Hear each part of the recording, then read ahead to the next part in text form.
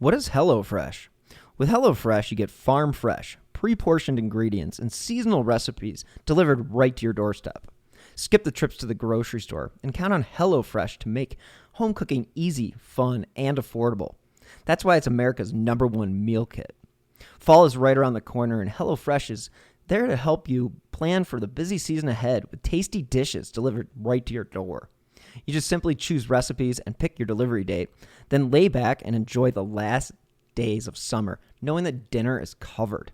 Parents have enough back-to-school shopping and planning to do. Let HelloFresh get the groceries and save you some cash with pre-portioned meals, again, delivered right to your door. So when life gets busy, don't call for delivery, go with HelloFresh. I've been using HelloFresh for a while now, and I cannot tell you how much simpler making dinner has become. It really does give me one less thing to worry about.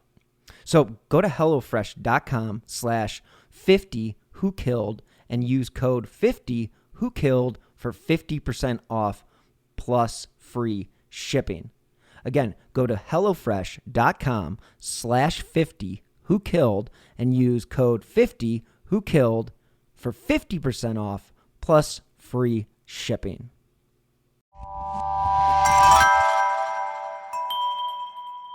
Slow Burn Media and Evergreen Podcast presents Who Killed, a podcast that provides a voice for the voiceless. As far as we know, the children's Tylenol, the chewable, have not been implicated yet.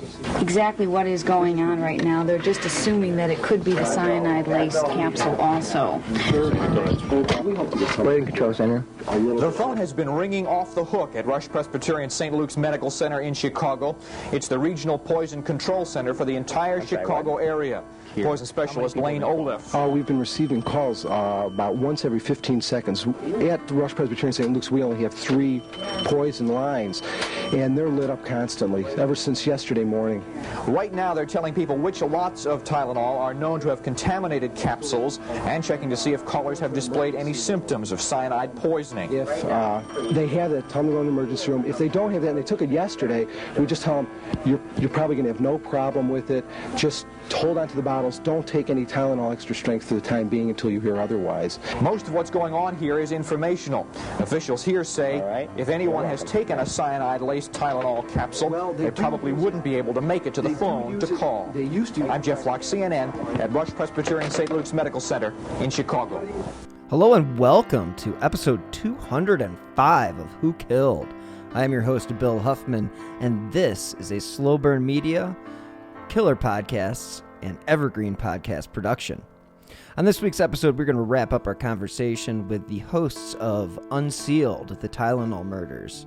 They are Christy Gutowski and Stacy St. Clair, investigative reporters for the one and only Chicago Tribune, and they were kind enough to join Who Killed to discuss their podcast and the crazy case that you guys all know of the Tylenol murders and some of the new evidence that has sort of come to light in the months of their investigation. So join me as we wrap up this conversation. And again, thanks so much for tuning in. We know that there was a 40-mile area that the stores on a map, so someone could drive Sure. to them. The belief is that this happened on the retail end of it, not in the distribution part. That somebody actually put the tainted bottles on the store shelves. So they've looked at this, and it would be very hard to do from public transportation based on where some of the stores were located. But their belief is that it could be one person, it could be more. We'll never really know that until they solve this case or someone confesses. And there's been talk, could there be a deathbed confession after 40 years? But there's not a lot of belief that would happen. Whoever did this is either dead or alive and either proud or for whatever reason glad that they got away with it and isn't going to make a deathbed confession. As far as Lewis goes, I mean, have they looked, and I'm sure they have, but could that have been a Bonnie and Clyde type of thing, partners in crime? Hey, you go put these on the shelf. They have always acted as if Lewis acted alone has been their theory. They have he has been married for many decades to the same woman, Leanne Lewis. She has never been charged with any wrongdoing, never been accused of that. They've interviewed her over the years or tried to interview her, but the person that they've always sought was James Lewis alone. Yeah, Stacy, we lost you there for a second, but we were just talking about how, I kind of posed the question of if this could have been more than one person. Christy pretty much answered it, but did you have any thoughts on that? No, she and I are pretty lockstep. So here we are. We're in a major metropolitan city. We now have the biggest domestic terrorist attack at this point in time. And what is the reaction, and how does Johnson & Johnson move forward at this point? So Johnson & Johnson, about a week after the murders, pulled all of their capsules from store shelves. And it was the first time a product had been recalled on a mass scale like that. We're used to it now, right? We get lettuce recalled. I think milk recalled all the time. This is the first time a company had said, we're taking all of it back. And it stunned both consumers and Wall Street. Its stock price dropped. The market share, which we just talked about, was 37%. It dropped to 7%. And people were predicting that Tylenol wasn't going to survive as a brand name. And we like to say that, the executives, they gathered that first morning and they had no idea what to do. And they needed crisis management. This was a crisis and it needed to be managed, but that term didn't exist at the time. And they pretty much invented it. And now it's become the stuff of almost, it's taught in colleges on how to handle this crisis. And what they did is they took everything back. They offered the tablet form in exchange. And then within 6 weeks, they came back with this tamper evident packaging that has become the norm and has become law, actually. It's another law that came out of this case. And they won back the consumer's trust. It cost them $100 million in 1982 terms, which is, significant. But they said they did it by trying to be as transparent with the public as possible, that, that the packaging needed to improve, and it did. And then they offered, coupons to get people to buy it again. And people just really bought into their message. And by the fall of 1983, it was back at number one in terms of a market share, which is just incredible. And it's still around today. I'm not sure a brand could survive today. No. If that happened. No, they've been, yeah. Go ahead, Christy. We interviewed the chairman at the time of McNeil Consumer Products, which is a subsidiary of Johnson & Johnson, the maker of Tylenol. And he, Dave Collins, said that, and he got emotional several times with Stacy and I during our 3-hour interview with him. He said that there was a point where they talked about changing the name of Tylenol. And it was just Irish stubborn pride that they refused to do it, and worked out well for them.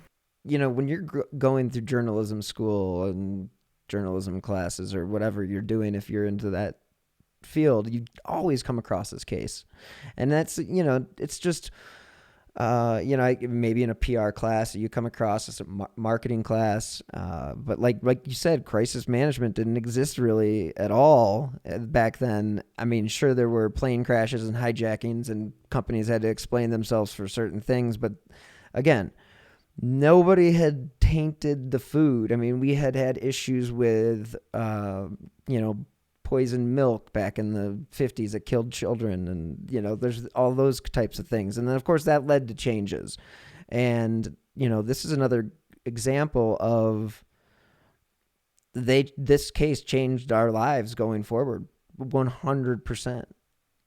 And you talk about the case changing lives. We spoke with Monica Janis, whose uncles and aunt died that day, and her father Joseph was there to witness it, his brother Stanley and Teresa dying, and has been haunted by it ever since. And on the 40th anniversary of the murders, she went into the grocery store and just looked around at everything that had a tamper-proof seal on it. And it's everything. It's salad dressing, it's sour cream, it's yogurt, it's peanut butter, it's jelly. And just imagine being a family member and you can't even walk into a grocery store without the legacy of your loved one's death being on full display. It is a daily reminder to them. And while we all benefit from it, it's their heartache too.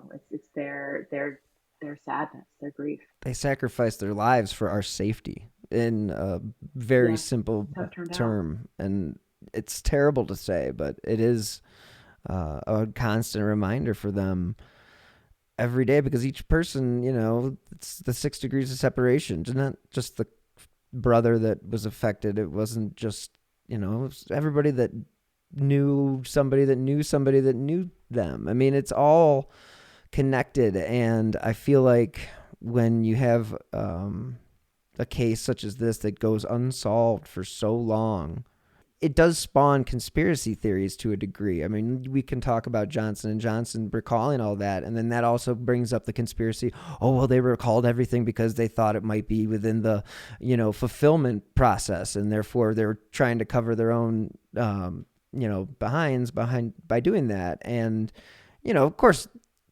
we don't know that. How are we supposed to know that? You guys don't know that. You dove as deep into this case as probably anybody. And, I think, what are your thoughts on Johnson & Johnson doing, just getting it off the shelves just in case it was something like that? Because either way, it was a smart move to do.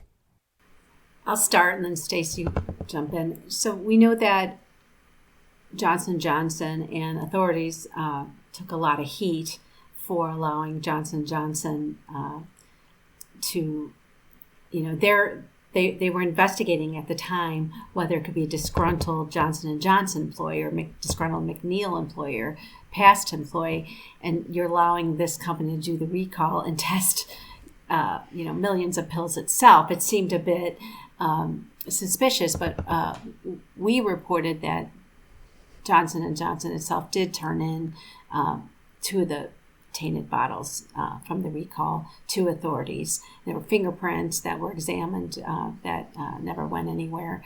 But so they did they did cooperate in the investigation. But that was certainly a suspicious decision. Yeah, when I think about the recall and whether it was a move to get evidence off the shelves, so to speak, I go back to what the Attorney General at the time of Illinois, Ty Fainer, he told us that when he knew very well that when he told people to throw out their Tylenol, they were possibly throwing out evidence. The alternative, he said, was letting people keep it in their medicine cabinets and risking death. And he weighed the two, and he put the potential to save lives over the potential to save evidence. And so I look at the recall as, a safety measure, a public safety measure. I'm not sure that, Johnson & Johnson should have had the role they had in testing. That's where, eyebrows get raised, but I think they were so overwhelmed at the time there were, 31 million bottles that needed to be that were recalled, that needed to be tested. Pre-internet, And, pre all this stuff. Pre-internet. Phone calls. You're calling Yeah. people. Fax maybe. Did fax even exist in 1980? I don't even know. But I mean, but you're Russian. I'm not going to hold them accountable for. I mean, and does the FDA have the possibility in 1982 to test That meant 31 million bottles? Like, I don't think so. We've talked to public health officials in Chicago and Illinois. They didn't have the capacity to do that. So who was going to do it? So they test. The testing of the recall pills was shared by the FDA and different government labs and Chicago Health Department and Johnson and Johnson. And Johnson & Johnson will say that everything that we tested, there was a very secure process, and the last thing we wanted was things getting out on the black market and being resold. So everything was burned. And that also is a controversial decision. That would definitely be a red flag for the conspiracy theories or theorists out there that are like, they destroyed it all. Including Jim Lewis. Oh. Including Jim Lewis. Christy talked to him. She can tell you a little bit about okay, it. I want to hear about this. So you talked to Jimmy. Stacy and I had tried to reach him throughout our investigation, and he used to talk all the time to the Chicago Tribune. He wrote us letters in the 80s that were used to help find him during a nationwide manhunt when they were looking for him after they connected him to the attempted extortion. And he did jailhouse interviews while he was waiting trial on attempted extortion, and then he did later prison interviews when he was serving he served about 13 years or less for the attempted extortion in an old fraud case out of Kansas City. But he hasn't been giving interviews in several years, at least since 2010. So we finally decided to go out to Boston and knock on his door because he wasn't responding to us. So we went in June, and we had been told that you want to get him alone because, the wife will shut him up, and that he will talk to you. And so we hung out, and we tried to find him at some his local haunts. Like we were told he goes to McDonald's in the morning, and there's a local park. And so we hung out there, and we were told that he goes to, this coffee shop or this mall. So we kind of just hung around for a few days, and then never found him, and then just knocked on his door. How old is he at this point? Didn't answer. He just this summer turned 76 in Okay. August. So, but we were told he's in good health and he goes out for daily walks. And so we did knock on his door during that June visit, and he didn't answer. Rang his bell. We what did we do, Stacy? We FaceTimed him, right? We tried to FaceTime him, yeah. So we left a letter, and he never responded. So I went back in August with a Tribune photographer while Stacy was chasing other leads and finishing one of our chapters and for the newspaper stories. And the second day, I was able to find him. He was walking down the street behind his condo, Cambridge, toward a zip car. So it wasn't the ideal situation because we had a photographer snapping photographs of him. So that wasn't wonderful. But at first, and it was just a few short blocks, but he acknowledged that he had gotten our letter and that he wasn't going to talk to us, and basically told us to get away. And we just said, well, Mr. Lewis, we're going to walk with you a little bit and ask you some questions. If you want to answer them, do. If not, we understand. And he engaged a bit. He denied being the Tylenol killer. He asked what we had done about the Johnson & Johnson conspiracy story, about them destroying millions of capsules and evidence. And he said that he'd been harassed for 40 years for something he didn't do, and played the role of victim. So he wasn't what I expected. He hasn't been photographed in years. He wasn't photographed during the last time the Tylenol story blew up was 2009 when they raided his condo, and he wasn't photographed during any of that. The last photographs we really saw of him was about 2007 and then 2010. So he'd always been clean shaven in the later years, but the man, when I saw him, it wasn't what I expected. He had the full white beard and white hair. And, I don't know if he knows he gets pestered by the media every anniversary. So maybe, I don't know if that was intentional to look different or not, but he was polite, I will say. And I had high hopes that he was going to call and agreed to sit down to be interviewed, but that did not happen. There's more to the interview too on the podcast and on the Tribune website. As a reporter, former television investigative producer for Carl Monday out of Cleveland, Ohio. Shout out to Carl. He's still at it, I believe. And what does it take as a reporter to go and confront a possible suspect in a serial killing spree? I mean, that takes some, innocent until proven guilty. And I really didn't know what to expect. Stacy and I both have, when Illinois had a death row, I've interviewed people on death row, and I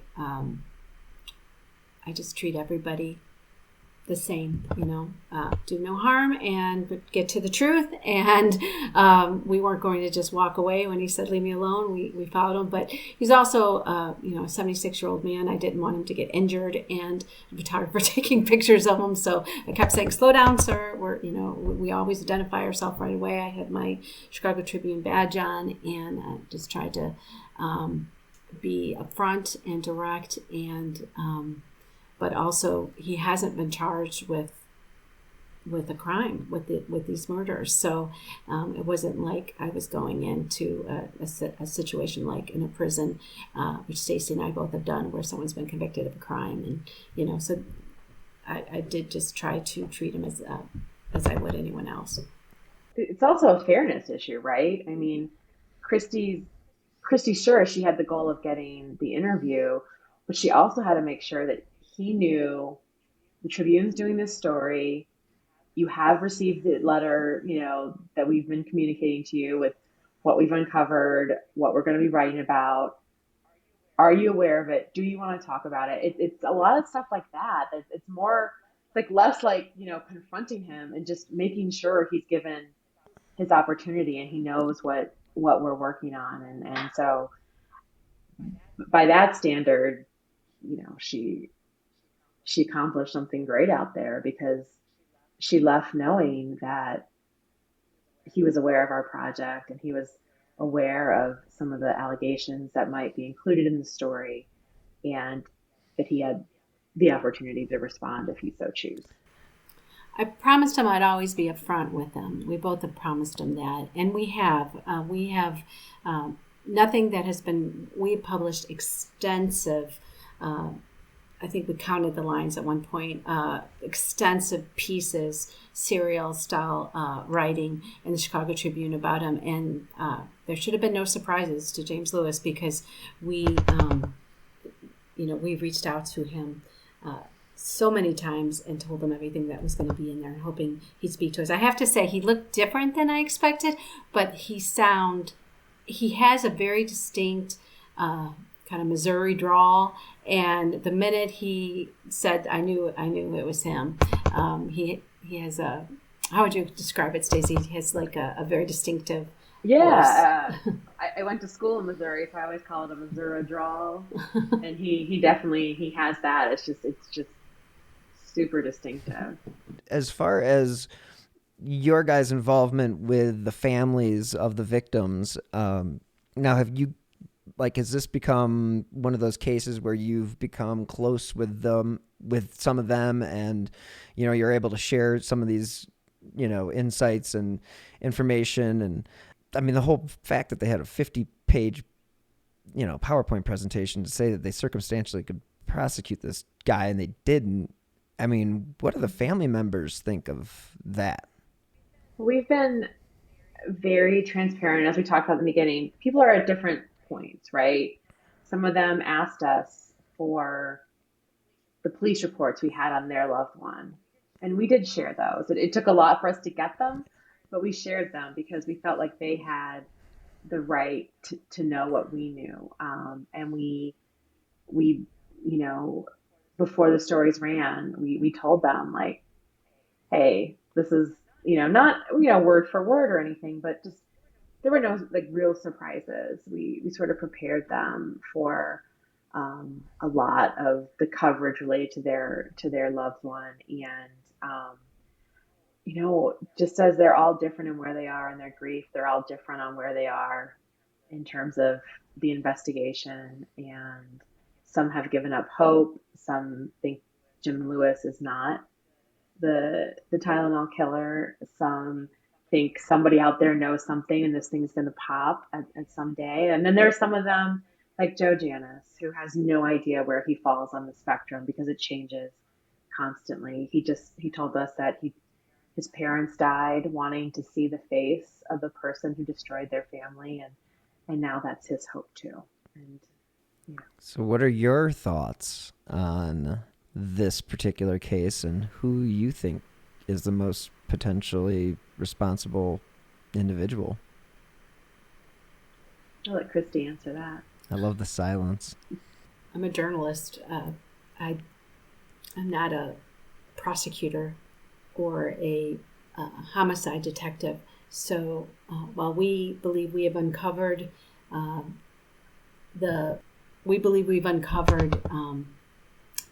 the highlights of their evidence against James Lewis, and I would agree it is a circumstantial case. There is no DNA. There is no fingerprint connecting him. There is no witness. There's no confession. He has always maintained his innocence. But if you put the pieces of the puzzle together, as one investigator said, it all directs back to James Lewis.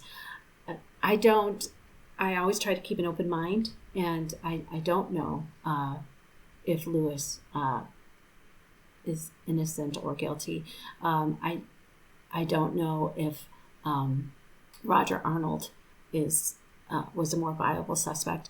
This task force has been accused of tunnel vision through the years, that they set their eyes on Lewis and never looked in the other way, and they deny that. And there are other suspects that they investigated as well. Is it somebody whose name has never come out? We just got a tip this morning in an email from somebody who has a theory completely different than anything that has been said. So I don't know. The question I'm more comfortable answering is, will the prosecutors ever charge James Lewis? And we're at 40 years, and they put out statements saying that it would be Cook County or DuPage County, right? Because murder is a state charge, it's not federal. And so it would either be DuPage County, where 2 of the victims died, or Cook County, with the remaining 5 dead. And we know in Cook County, our prosecutor's office is dealing with surging violence in the city and murders and all sorts of serious felonies. They have a staffing problem there. They have a morale problem. And so the likelihood of prosecuting it there seems remote to me. And I think Stacy has some feelings on this as well. And in DuPage County, I think, DuPage County is a law and order county. There's less crime. And you've got a prosecutor there now, Bob Berlin, who is a veteran prosecutor.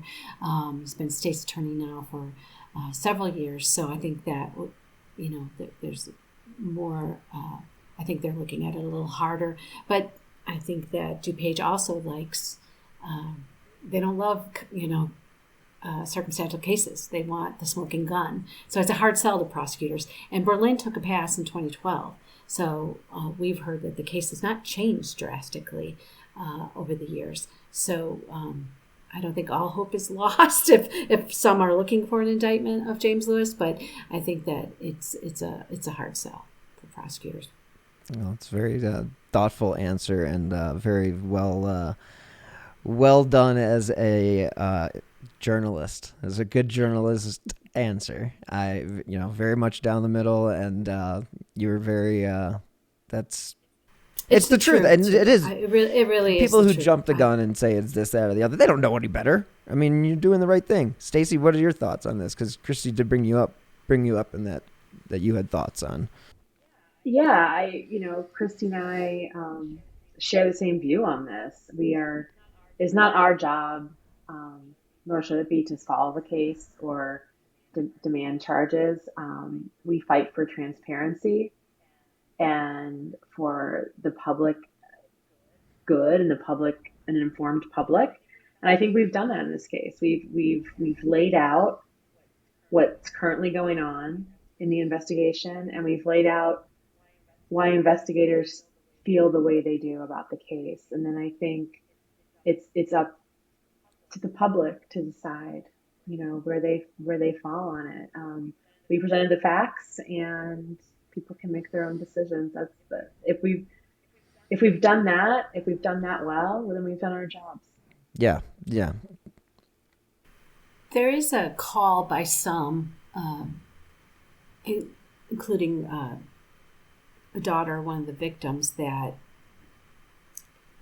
as long as this is an open case, they can't get access to certain documents and police reports and things chronicling the last moments of their loved one's life and the investigation that resulted from their murder. So there's a call that, if you're never going to charge this, let's change the classification of this from an open case to a closed so that we can get access to some of these documents, these police reports. So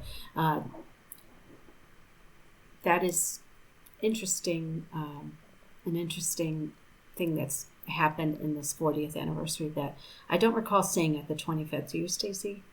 Calls for releasing more documents? And no, in fact, the 25th anniversary is when documents actually got shut down because they reopened the case with the second task force. So they never reopened it. You used to be able to FOIA this from the FBI in the early 2000s, and you can't anymore.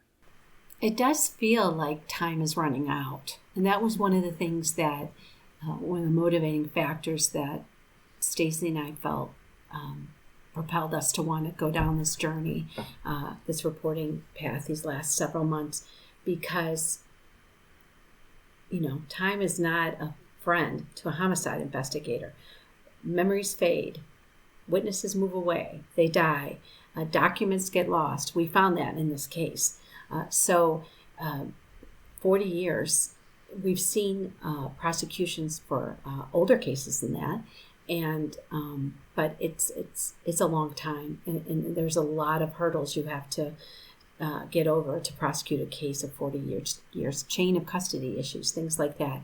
So it just felt like the 40th anniversary was a time to really examine this case, and time's running out. Yeah, and did you have any final thoughts? I mean, that is kind of a final thought on it, but Stacy, did you have any final thoughts on the investigation?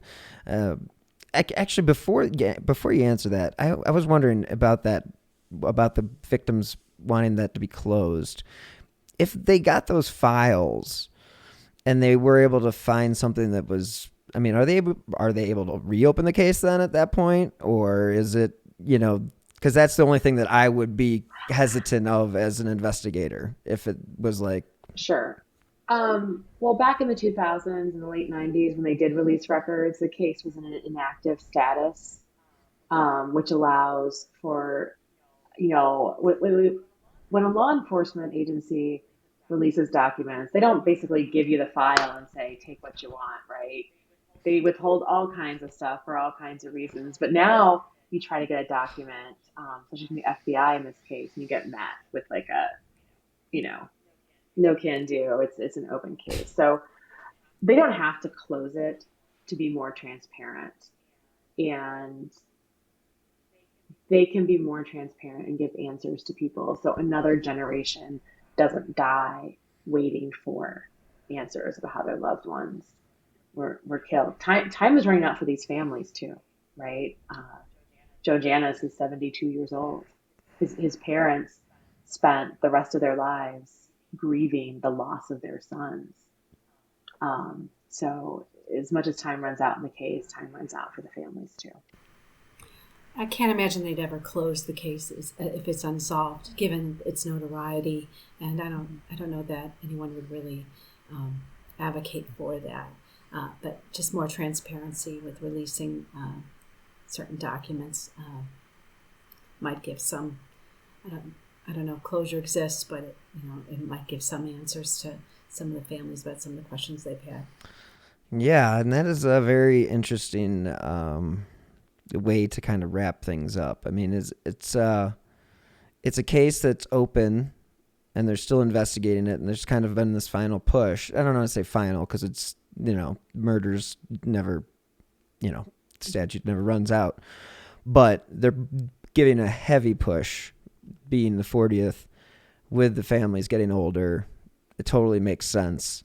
And I think that with what you've laid out in, the last hour and a half about the case, I'd say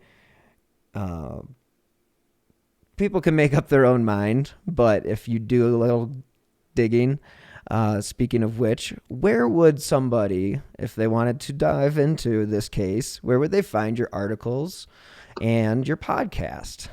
Because those are pretty much the most important thing if they want to keep going. You can read our articles at chicagotribune.com /Tylenol Murders.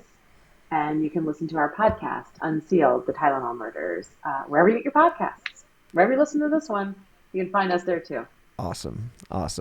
And you guys are both still full-time reporters and, all that good stuff. And what's next on the agenda? What's the next big project? A vacation. Great answer. So how are you going to start with the who, what, where, when, and why on that one? Just kidding. Who? Me. Christy. How about you, Christy? Are you happy with how everything turned out? I am. We didn't anticipate that the week of our launch that they were going to go back to Boston and try to interview Lewis for the first time. And I believe the last time they interviewed him was 2013, so almost a decade. And we found out about it days before we were tipped off, and we reported it. Serendipity. Right before we launched. Serendipity. So yeah, it's a while. So I don't know that we don't know if there'll be another chapter to come in the weeks ahead. But we're still digging to find out more about what he said during those 6 hours of taped interviews and what the next steps are. We know that there's still, we've always been told that this case isn't going to be made on DNA, that they do have DNA profiles in 3 of the 8 tainted bottles. And but back then people weren't wearing masks when they were handling things or wearing gloves. It was a different time, and they didn't really even realize what DNA. They really had no idea. Right. So, but they are testing things still. So there's going to be, we're going to continue following and seeing what happens. All right. With the case, and if anything does. But yeah, vacation sounds nice too. Well, Stacy, do you have any final things to say? Or are you ready for your vacation and to move on to the next thing, or an amended episode when you get the killer? Yeah, no, that's what I'll say. If there's news that breaks in this, we'll be back on the podcast and in the paper. So check us out. Awesome. Thank you guys so much for joining Who Killed. Well, thank you. I mean, this is thank you. Bill. You bet. This is a huge case, and you guys have really put in a lot of effort and a lot of work, hours upon hours, traveling, 150 plus interviews. I mean, that's the expression deep dive is overused, but it's the definition of what you guys did. So kudos to you, and great job. Thank you so much for coming on the show. Thank you. Thanks for having us. Thank you. Thank you so much to the Chicago Tribune reporters, Christy Gutowski and Stacy St. Clair, for joining Who Killed this past 2 weeks and discussing their podcast, Unsealed, the Tylenol Murders. Again, you can find that wherever you get your favorite podcasts. And again, as they mentioned, they have articles that go along with their episodes that are also posted in the Chicago Tribune. So it is definitely a case that is still active and, again, unsolved for close to 40 years. So let's just hope that they are able to garner some new scientific evidence from some of this evidence, and we'll go from there. But until next time, I drop new episodes every Friday. Next week, I will have a brand new episode with author David Domine, talking about a murder in Louisville that is pretty wild and crazy, and it is been put into book form. So definitely check that one out. And again, thank you so much for listening. If you want to help donate to the show, you can do so via Venmo with my username at Bill-Huffman-3, or you can leave a review, and that's always great too, because it does shine a spotlight on cases that I have been covering and the unsolved cases, most importantly. So again, until next week, stay healthy and be safe. Are you tired of seeing your teen or young adult struggle on a path that clearly isn't the right fit? Is your teenager confused about which direction to take after high school? The future of work is changing rapidly, and our kids need to know all of the options available after high school so they're empowered to make the choice that is best for them. In each episode, we explore the latest trends that are shaping the opportunities of today and tomorrow. I'm your host, Betsy Jewell, and this is the High School Hamster Wheel Podcast. Hi, podcast listeners. I'm Carol Costello, a former CNN anchor and national correspondent. This January, I'm launching a podcast about one of the first cases I ever covered as a journalist. It's one that stuck with me all of these years, the one that buried itself under my skin and stayed put. It's a true crime series about an amazing woman named Phyllis Cottle, who defied torture and death and brought a fierce rage to the quest to find her attacker. Carol Costello Presents Blind Rage is a production of Evergreen Podcasts and signature title of the Killer Podcast Network. Listen and subscribe wherever you get your podcasts. Discover more great true crime and paranormal programming at killerpodcast.com.